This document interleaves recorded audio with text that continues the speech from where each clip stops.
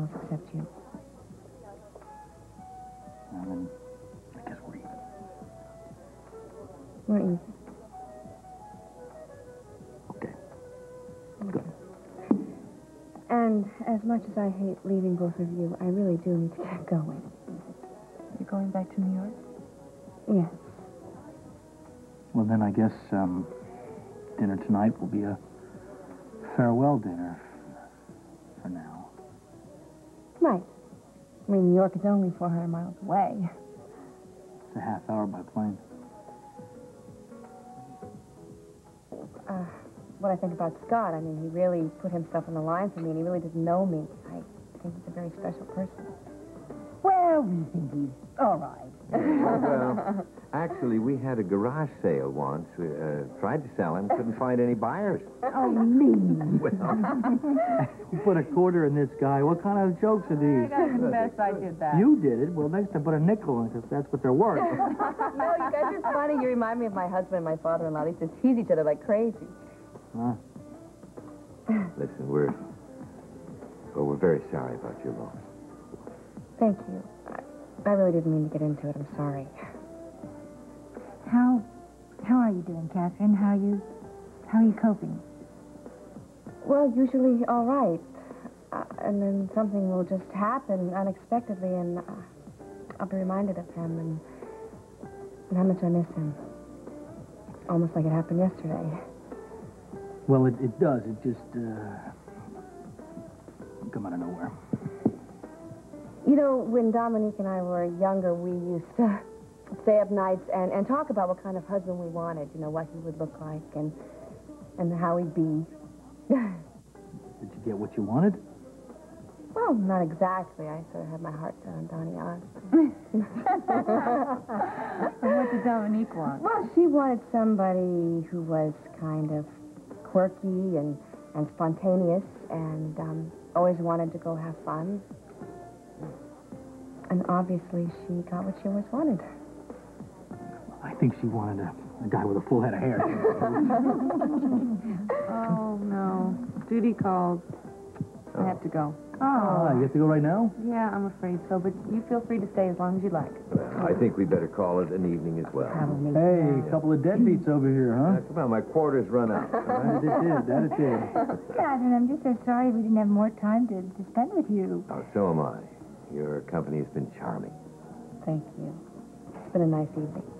You know, perhaps when we're in New York, we could all go to the theater, go out to dinner, make a real night of it. Well, that'd be great. Just give me a call. All right. Okay. I'll walk the two of you out. Okay. Well, we'll see you guys later on. All right, honey, don't get up.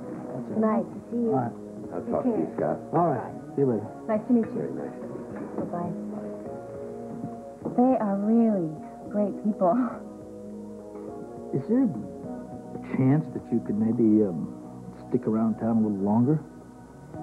If I don't go nail this job down, I'm not going to have an apartment. I can loan you some money. No, absolutely not. Not another penny. Miss Crawford, your tickets to Paris. Paris.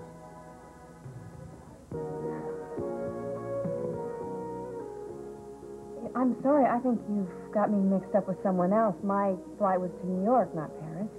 I'm quite sure it was first class window seating into de Gaulle. Well, now, I'm sure that you have your signals crossed because I can't afford a first-class ticket anywhere. Well, look, obviously there was a mistake made, and I'm sure that you can give her the ticket that she wants. Of course. Sorry for the inconvenience. Paris. My goodness. Well, maybe you should have just taken the ticket. Right. Hey, how about I give you a ride to the airport tomorrow? Sure, I'd like that. Good. There's something that I want to give you, all right? We'll just, we'll call it a going-away present. Scott. No, I just want you to open it, because I know we're going to have a little argument about it, but just open it first.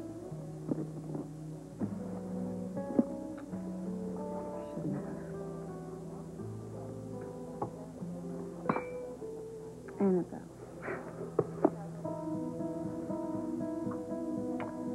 Yeah, that's her in the flesh, or shall I say porcelain? You No, I shouldn't. I can't accept it. Yes. Yes. Yes, you must take it. You must.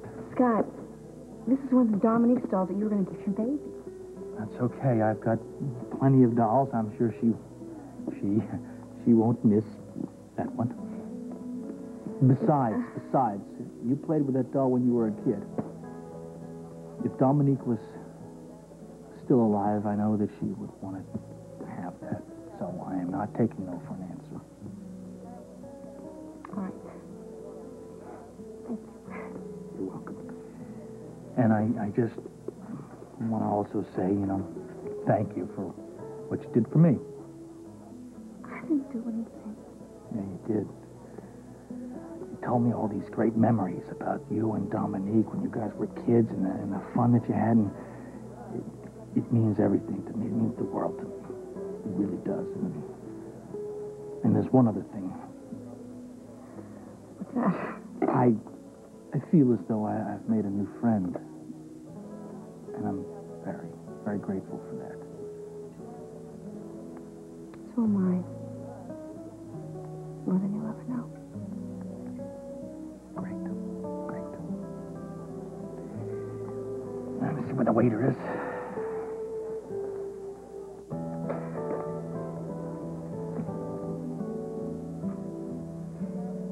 Just like you planned. I think I have to go. All right, I'll talk to you later. Bye. Hi. Hi. How are you doing? Great. I was Good. just calling the airline to confirm my flight. What time is your flight? Well, it doesn't leave for 2 more hours. Oh, good. Well, then, how about we go get something to eat? No, Scott, I cannot let you do one more thing for me. You've already taken time out of your day to drive me to the airport. Ah, come on. What are you going to do at the airport for 2 hours? There's nothing to do there except, drink, and that's too early. So, let's go. I insist. All right, let's go. Come on. I'm excited about this interview.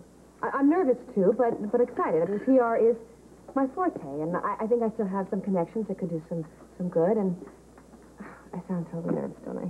No. Well, what kind of experience do you have?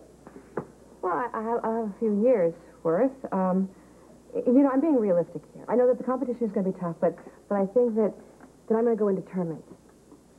Well, that's what you got to do, I don't know that much about public relations, but I know that it's about likability, and if people like you, then they're going to want to be around you. They're going to be around your product.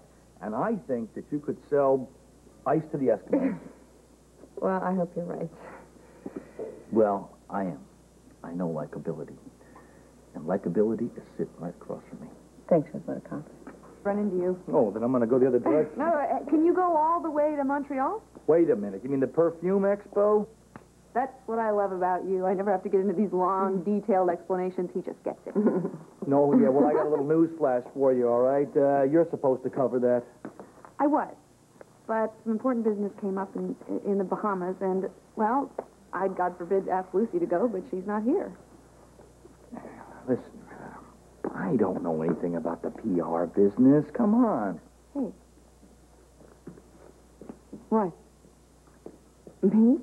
Well, yeah, why not? You've been wanting to get back into the whole game. Yeah, you have had experience, right? Well, yes, but I don't know the first thing about perfume. Well, you wear it, which is more than what I do. I could get you up to speed on deception in no time.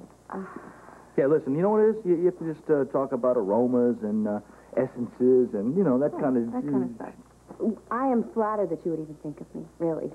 But, I'm really kind of anxious to get back to New York and get a permanent job. Listen, we will get you back to New York before any job interviews in Montreal. It's a great city. Free airfare. All right, even more importantly than that, Katherine, you'd really be helping us out of a bind. You know the field. You could learn about product. Well, you two have done so much for me. I mean, you paid off my husband's debts. You probably saved my life. How could I possibly say no?